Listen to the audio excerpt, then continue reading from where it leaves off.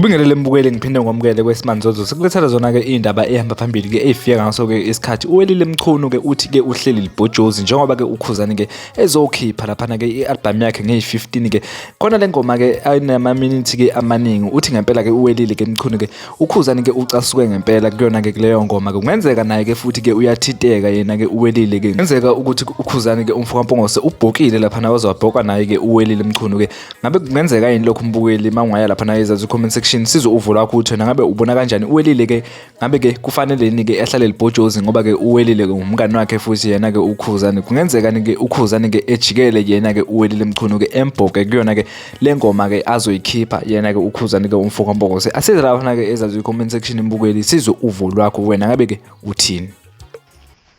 kuzobhutshwa la uyabona wemsisi 19 songi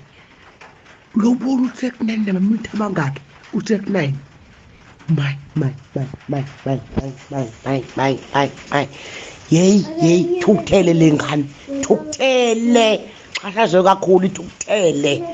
hayi bona nami sengiyasaba noma nami ngibhokile mase kunje uyabona ngimincile ngithule ngithe dushe ngihlele khonini hayi ngiyacisha ucina mo lehlanu ngiyalucisha kodwa nami ngibona ukuthi angisaphephile ke manje shembo sezulwini lingane izobhubhisa